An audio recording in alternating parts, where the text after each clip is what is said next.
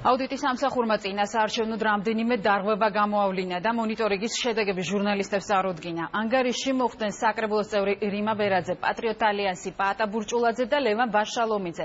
დარღვევების დამტკიცების შემთხვევაში რა სანქციები ამოქმედება? სწორედ ამ კითხვით გადავალ ახლა ქეთი ლაცაბიძესთან. ქეთი, გისმენთ?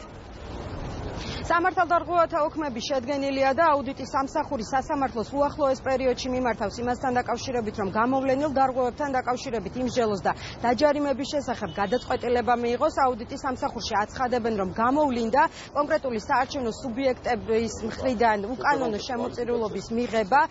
ლაშა თორდიას განცხადებით, პატრიოტთა ალიანსის ანგარიშზე მესამე პირის საშუალებით კონკრეტულმა შემომწირულებმა ჯამში 91,600 ლარის ოდენობით თანხა გადარიცხეს, მათ კი ემუქრებათ 183,000 ლარით დაჯარიმება. მსგავსი შემთხვევა დაფიქსირდა ასევე პაატა ბურჭულაძის პარტიაში. ლაშა თორდიას განცხადებით, შემომწირულებმა, რომლებმაც კონკრეტული თანხა გაიღეს მოძრაობა სახელმწიფო ხალხისთვის, მათ პირად შემოსავლებში არ უფიქსირდებოდათ შესაბამისი თანხები. ასევე დარღვევა გამოვლინდა რიმა ბერაძის მიერ პედაგოგებისთვის უფასო გამოკვლევის ჩატარების ღონისძიებაში. ამავდროულად აუდიტის სამსახურმა შეწყვიტა მოკვლევა ლევან ვარშალომიძის მიერ ბათუმში ხელშეკრულებების გაფორმების საკითხთან დაკავშირებით, რადგან ლაშა თორდიას განცხადებით ეს მათ კომპეტენციას სცილდება მიუხედავად იმისა, რომ გარკვეული დარღვევების ნიშნები არსებობს.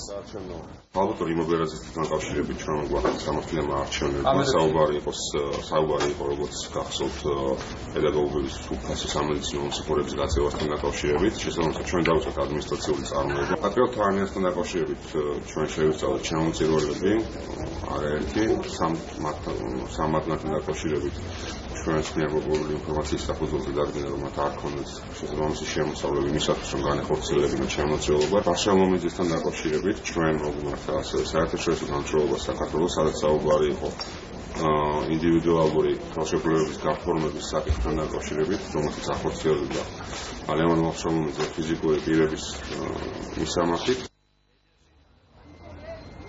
აუდიტის სამსახურის მოკვლევის შედეგებთან დაკავშირებით დღეს კომენტარი გააკეთა საკრებულოს წევრმა რიმა ბერაძემ. ის აცხადებს, რომ არ ეთანხმება ამ შედეგებს და ამბობს, რომ მას კანონი არ დაურღვევია და შესაბამისად ელოდება სასამართლოს საბოლოო გადაწყვეტილებას. რაც შეეხება პატრიოტთა ალიანსს და მოძრაობა სახელმწიფო ხალხისთვის, აქაც აცხადებენ, რომ კონკრეტული დარღვევა არ დაფიქსირებულა. გაველოდებით თავისთავად ცხადია სასამართლოს გადაწყვეტილებას, შესაბამისად მემჯერა კანონის უზენაესობის სასამართლო მიიღებს სწორ გადაწყვეტილებას, რა თქმა უნდა გაველოდებით თავისთავად ცხადია და მეც მივახთავ სასამართლოს. წინა საარჩევნო პერიოდში, როცა პედაგოგებმა მე მომართეს, ეს განცხადება ჩემს მიერ გადაგზავნილი იყო ჯერ კიდევ იმ ორგანიზაციაში. ეს დეტალურად შეისწავლა აუდიტის სამსახურმა 27 მარტს და 27 მარტს თქვენთვის კარგად არის ცნობილი, რომ წინა საარჩევნო პერიოდი არ ყოფილა. პირველი შემთხვევა არ არის.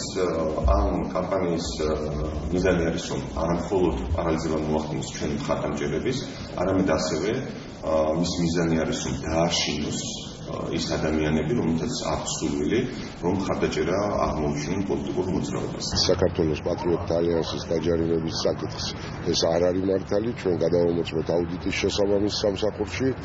არ არის საუბარი იმაზე, რომ პატრიოტთა ალიანსმა რაიმე დაარღვია, თუ შემომწირულს რომელიმეს დარღვეული აქვს კანონის რაიმე მუხლი და გადაცდა იმ თანხას, სავარაუდო ესეთ დარღვევაზეა საუბარი, რომელიც ჯერ დადასტურებული არ არის, ეს საქმე შესავლილი იქნება და შესაბამისად შემომწირულთან ექნება საქმე აუდიტის სამსახურში.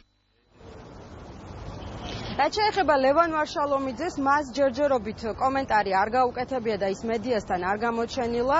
მის სანაცვლოდ კი განცხადება გაკეთდა ნაციონალურ მოძრაობაში. არანაირი მოსყიდვა არ არის ამაში. კანონის მიხედვით ნებისმიერ პოლიტიკურ პარტიას შეუძლია განაცხადოს, როგორ გაანაწილებს ის არჩევნებში მოგების შემდეგ საბიუჯეტო სახსრებს. ამიტომ ჩვენი განაცხადი არის, რომ საბიუჯეტო სახსრებით აჭარაში აიგება სახლების სოციალურად დაუცველებისთვის.